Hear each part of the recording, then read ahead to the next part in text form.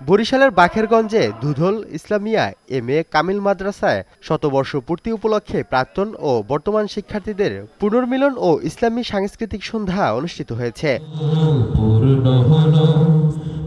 শনিবার মাদ্রাসা প্রাঙ্গণে অনুষ্ঠিত হয় এই ইসলামিক সাংস্কৃতিক সন্ধ্যা।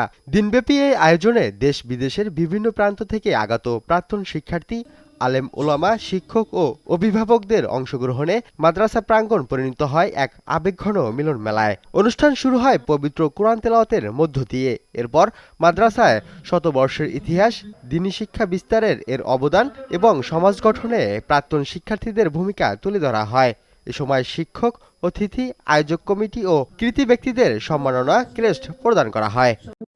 দুধল ইসলামিয়া কামিল মাদ্রাসার শতবর্ষ উপলক্ষে আজকে প্রাক্তন ছাত্রদের পুনর্মিলনী অনুষ্ঠানে আসতে পেরে আমি নিজেকে সর্বপ্রথম আল্লাহ তাআলার দরবারে শুকরিয়া জ্ঞাপন করছি।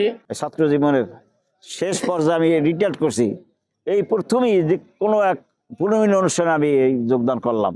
এতে আমি অত্যন্ত আনন্দিত, অত্যন্ত খুশি। 104 বছর পরে এবছরই এইটা অনুষ্ঠিত হচ্ছে।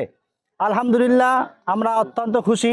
আমরা 17 বছর পরে আমরা সেই পুরনো বন্ধুদেরকে একত্র করে কাঁধে কাঁধ মিলে এবং একসাথে বসে মনের কষ্ট এবং হাসি খুশি সব কিছু ভাগাভাগি করে আমরা একত্রিত হতে পেরেছি। আমাদের আশা যে এটা যদি প্রতি বছর যদি হয়, আলহামদুলিল্লাহ। দুধল ইসলামিয়া কামিল মাদ্রাসাকে প্রতিষ্ঠিত রাখেন। এখান থেকে প্রতি বছর যেন নায়েবে নবী তৈরি হন, যাদের মাধ্যমে প্রত্যেকটা মহল্লায়, প্রত্যেকটা এলাকায় পরিপূর্ণ দ্বীনের আলো ছড়িয়ে পড়ে।